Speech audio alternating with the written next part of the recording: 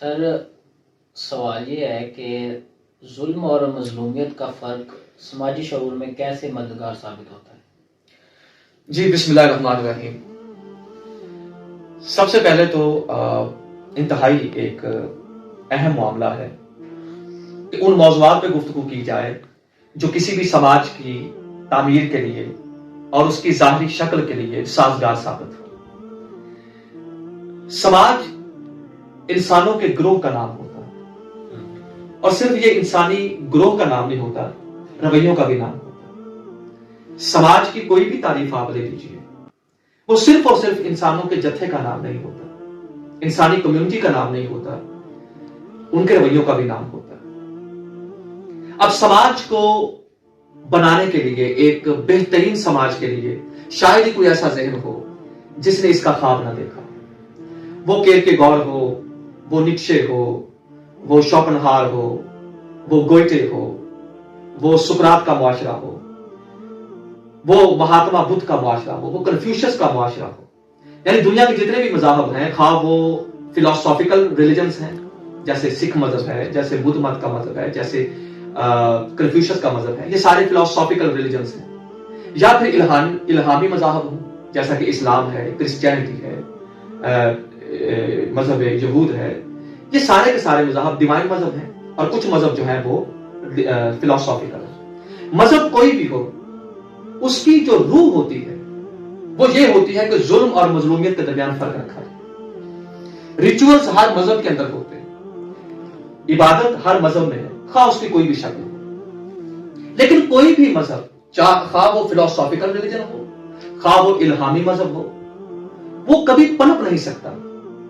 یا دوسرے لفظوں میں وہ سماج کے ساتھ مل کر نہیں چل سکتا جب تک کہ اس کی یہ سوچ جو ہے ظلم اور مظلومیت کا فرق، یہ جب تک سماج کے رویے میں شامل نہیں ہوتا۔ ریچولز کی بنیاد پہ کوئی مذہب زیادہ دیر تک چل نہیں سکتا۔ اب جو مذاہب کے ساتھ سب سے بڑا مسئلہ ہوا ہے، اس کے پادریوں نے، ان کے مبلغین نے، ان کے مفسرین نے، شارحین نے، ہر مذہب کے ساتھ، خواہ وہ، پھر میں کہوں گا، خواہ وہ فلاسافیکل ریلیجن ہو، خواہ وہ ڈیوائن ریلیجن ہو، بعد میں آنے والوں نے جو مذہب کے ساتھ ظلم کیا ہے وہ یہ کیا ہے کہ مذہب کو سماج کے قریب نہیں کیا، مذہب کو ایک خوف بنا دیا اور ریچولز کے اندر اس کو محدود کر دیا۔ حالانکہ ایک مذہب ایسا آپ نہیں ڈھونڈ سکتے جس کی سول یہ نہ ہو کہ ظلم اور مظلومیت میں فرق کیا جائے۔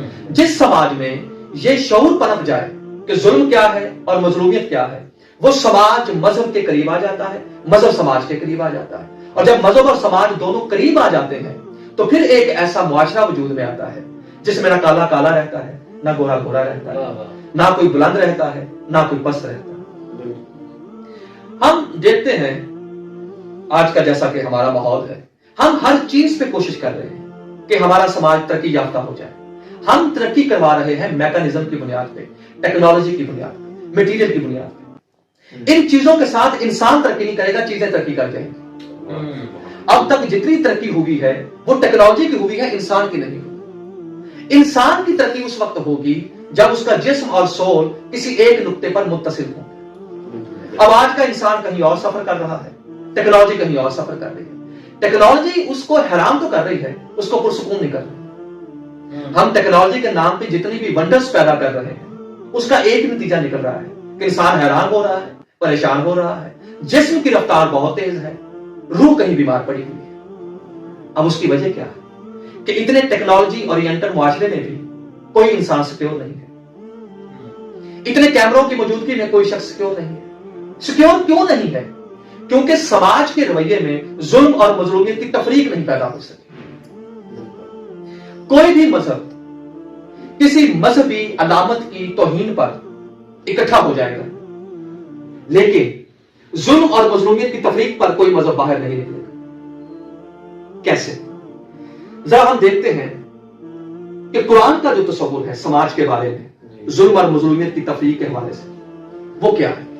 میرے نزدیک، میری ایک رائے ہے، یہ عقیدہ نہیں ہے، یہ رائے ہے، میری رائے میں سماج کی سب سے پہلی جو ضرورت ہے وہ یہی ہے کہ وہ ظلم اور مظلومیت میں تفریق کرے۔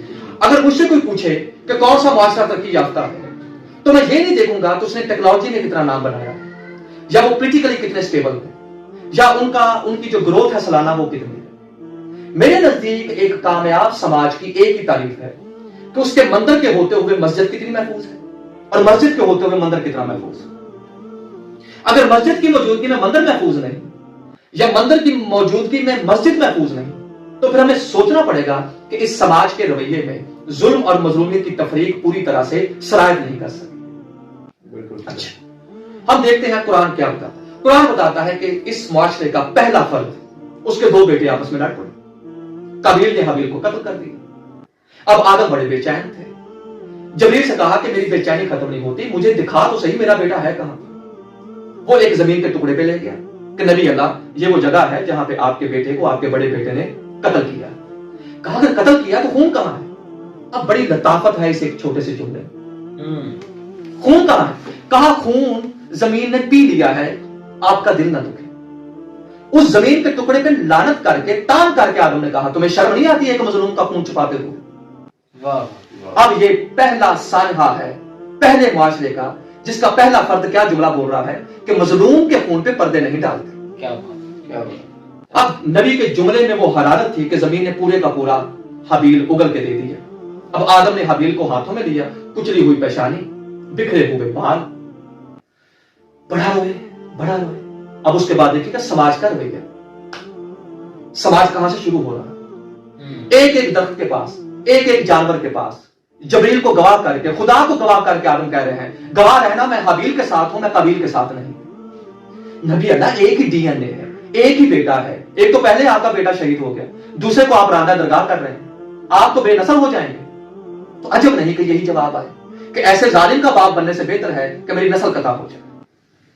اب یہ ہے قرآن میں پہلے سماج کی تصویر جس میں آدم ظالم کے ساتھ نہیں، نسب میں بیٹا ہے لیکن ظالم کہہ کے پیغمبر نے کہہ دیا کہ آنے والے وقتوں میں اس وقت سے لے کے جو قتل کرے گا تب سے بھی لے کے قاتل پہ الگ لعنت ہے، قبیل کے حصے میں دوسری لعنت ہے. معاف نہیں کیا پہلے فرد کو، آج تک معاف نہیں کیا گیا کیونکہ وہ ظالم تھا. پھر آپ قرآن کی سماجی یہ شکل دیکھیے کہ وہ کس طرح کا سماج دیکھتا ہے. سورہ شمس میں قسمیں کھا کے اس نے کہا کہ کامیاب وہ ہے جس نے اپنا تزکیہ نفس کر لیا اور ناکام وہ ہے جس نے اپنے نفس کو ذلیل کر لیا. یہ پوری کی پوری ایک تمہید باندھ کے ایک جملہ کہا. وہ صالح علیہ السلام کی قوم تھی، اس نے پیغمبر کی تکذیب کی. جب تکذیب کی، یہ تھا معاشرے کا مجموعی رویہ. اس کے بعد کیا ہوا؟ بڑے لطیف نکتے ہیں. کہا پھر ایک ان میں سے شقی القلب اٹھا اور اس نے کیا کیا؟ اس نے اونٹے کے پاؤں کاٹ دی. اب ترتیب دیکھیے، پہلے معاشرے کا اجتماعی رویہ ظالم ہوا، پھر اس میں سے ایک ظالم کو ظالم بننے کا موقع ملا. پہلے سماج کے رویے یزید بنتے ہیں، پھر کوئی شخص یزید بنتا. یزید حادثاتی طور پہ پیدا نہیں ہوتے، شمر اور ظالم حادثاتی طور پہ پیدا نہیں ہوتے. پہلے سماج کا رویہ پورے کا پورا ظالم بنا، پھر اس میں سے ایک بندہ اٹھا. اس نے اٹھ کر کیا کیا؟ اس نے ناقۃ اللہ کی، اللہ کی اونٹنی کے پاؤں کاٹ دیے. دنیا آج بھی انسانی حقوق میں الجھی ہوئی ہے. کوئی ملک یہ نہیں کہہ سکتا کہ ہم نے انسانوں کو حقوق دے دی ہیں، لیکن 1400 سال پہلے، 1450 سال پہلے کا جو قرآن سماجی نقشہ دے رہا ہے وہ یہ دے رہا ہے کہ ایک جانور کے قتل پہ بھی ہم بستی کو الٹا سکتے ہیں. کیوں؟ اب وہ جانور نہیں رہا، اب وہ مظلوم ہے. اس لیے وہ مظلوم ہے اور اللہ اسے اپنی اونٹنی کہہ رہا. آیت کا اگلا ذرا تیور دیکھیے. جب اس ایک نے پاؤں کاٹے، ہم نے پوری بستی کو ملیمیٹ کر دی. بھارے لاغا، ظالم ایک شخص ہے، پوری بستی کو کیوں الٹ رہے ہیں؟ کہا اس لیے الٹ رہا ہوں، ان کے سماجی شعور میں یہ بات آئی نہیں ہے کہ ظلم ہوا.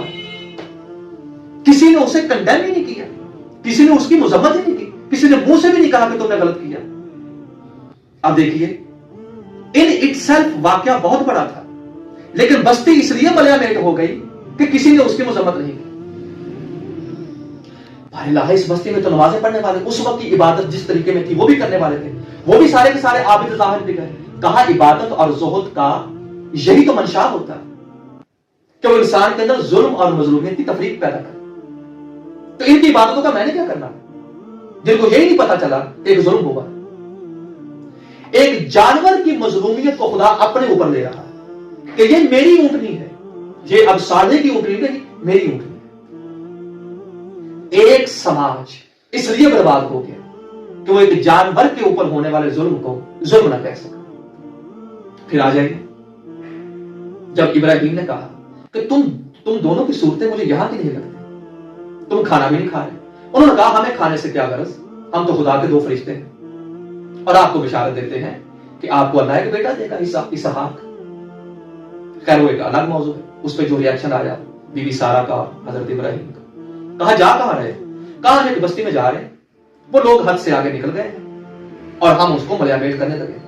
کہا اچھا وہ بستی، اس میں تو ہمارا بھی ایک چاہنے والا موجود ہے، ہمارا بھی ایک محبوب موجود ہے، لوط۔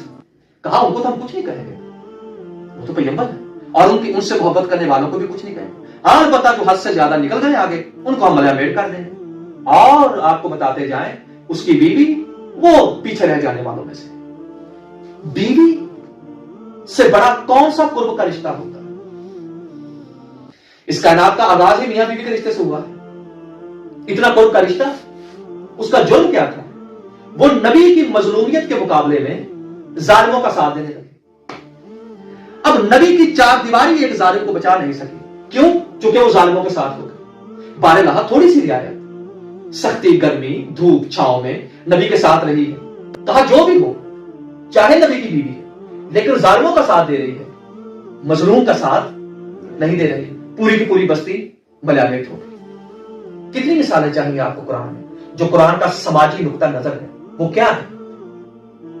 ہم نے ابراہیم کو آزمایا چند کلمات سے، جب اس میں کامیاب ہوا تو ہم نے کہا تمہیں ہم لوگوں کا امام بنانے لگے۔ اب حسب روش حسنہ ابراہیم نے وہی کہا وَمِن ذُرِّيَّتِي، میری ذریت میں بھی امامت کو رکھ دے۔ کہا لا ينال عہد الظالمین، تیری نسل کے ظالموں سے میرا کوئی وعدہ نہیں ہے۔ یہ خلیل اللہ ہے، اللہ کا دوست ہے، اور قلب سلیم لے کے آیا، جگہ جگہ پہ تعریف کی کہ کیا بات ہے ابراہیم کی۔ جب وہ میرے پاس آیا تو قلب سلیم لے کے آیا، وہ قلب سلیم لے کے آیا، اس کی نسل کے ظالموں سے تیرا کوئی وعدہ نہیں ہے، میرا کوئی کام نہیں، میں ان سے کوئی امامت کا کام نہیں لینے والا کیونکہ وہ ظالم ہے۔ ابراہیم کا ڈی این اے ہے، ابراہیم کی نسل ہے، لیکن اللہ ابراہیم کی نسل کے بھی ظالموں کو معاف نہیں کرتا، کیونکہ علم الہی میں تھا کہ اسی کی نسل سے وہ 10 بچے بھی آئیں گے جو ایک مظلوم کو کنویں میں ڈال دیں اور 40 سال کے لیے 2 باپ بیٹوں کو جدا رکھے۔ تو اب ایسوں کو میں امامت دے، اب نسل ہے ابراہیم کی لیکن اللہ ان کو ظالم کہہ رہا۔ ابو لہب بہت بڑے خاندان سے ہے، عبد المطلب کا بیٹا ہے، ہاشمی خاندان سے، اور نسل ابراہیم سے۔ جرم کیا؟ اس وقت کی مظلوم حجت کے خلاف ظالموں کا ساتھ دیا۔ جتنی لعنتیں اللہ نے ایک ایک بندے پہ ڈالی تھی ساری اکٹھی کر کے سورہ لہب میں ابو لہب پہ ڈال دی۔ وہ اتنے بڑے نسب سے ہے، کہاں جا کے اس کا شجرہ ملتا ہے؟ کہا جو بھی ہو ظالم ہے۔ اس کا مطلب یہ ہوا کہ قرآن کے ہاں حسب نسب کی کوئی اوقات نہیں۔ وہ جو کشتی تھی حضرت نوح کی، ایک معروف جو تاریخی روایت ہے، اس میں جانور بھی تھے۔ اس کشتی کے مقابلے میں پہاڑ پہ کون تھا؟ نبی کا بیٹا۔ وہ غرق ہو گیا، جانور بچ گئے۔ اس کا مطلب یہ ہوا کہ اللہ کی نظر میں نبی کے بیٹے کے مقابلے میں اگر کوئی جانور بھی مظلوم کی مدد کرے گا تو وہ نجات پا جائے گا، اور نبی کا بیٹا ہونے کے باوجود ظالم نجات نہیں پائے۔ بحث نہیں کرنی، 6 تھے 7 تھے 8 تھے، قرآن نے منع کیا۔ وہ گھر سے نکلے، مظلوم تھے، انہوں نے کہا کہ ہمارا عقیدہ یہاں پہ پنپ نہیں رہا، ظالم بادشاہ، ہم یہاں سے نکل جاتے ہیں۔ ایک کتا کسی اور گڈریے کا تھا، وہ ان کو دیکھ کے ان کے پیچھے پیچھے چل پڑا۔ اب یہ بے وطن تھے، اللہ نے ان کی نیند کو ان کا وطن بنا دیا۔ 309 سال زندہ سوئے رہے۔ روایات میں ہے کتا انسانی شکل میں جنت میں چلا جائے۔ لیجیے، مظلوم کی مدد کرنے پر ایک کتا جنت میں جا رہا ہے، اور ظالموں کا ساتھ دینے پر نبیوں کے رشتہ دار ہونے کے باوجود لوگ جہنم میں جا رہے ہیں۔ یہ ہے قرآن کا سماجی شعور کہ ظلم کو وہ کسی طرح سے پسند، چاہے کوئی بھی ہو، چاہے کسی نسل سے بھی ہو۔ اور وہ جو امام علی بن ابی طالب کا قول ہے کہ تم نسل میں بہت عالی ہو، اگر تم نے ظلم کا ساتھ دیا تو تم پست اور ذلیل ہو جاؤ گے، اور اگر دنیاوی ظاہری تمہارا حسب نسب بلند نہیں بھی ہے تم حق کا ساتھ دو گے تو معزز ہو جاؤ. تو پتہ چلا کہ اکرام کا جو معیار ہے وہ حسب نسب نہیں ہے, وہ ایجوکیشن نہیں ہے, وہ ایجادات نہیں ہے, وہ یہ ہے کہ تمہارے سماج میں انفرادی سطح پر اور اجتماعی سطح پر ظلم اور مظلومیت میں تفریق کتنی ہے. سمجھ رہے ہیں؟ یہ قرآن کے اندر جو ہمیں نقشہ ملتا ہے ایک سماج کا, تو وہ تو یہی ملتا ہے. اب مسئلہ کیا ہے کہ دنیا کے جتنے بھی سماج ہیں سیکولر ہونے کا دعویٰ کرتے ہیں, لبرل ہونے کا دعویٰ کرتے ہیں, اسلامی ہونے کا دعویٰ کرتے ہیں. کتنے ایسے ملک ہیں جو اسلامی ہیں.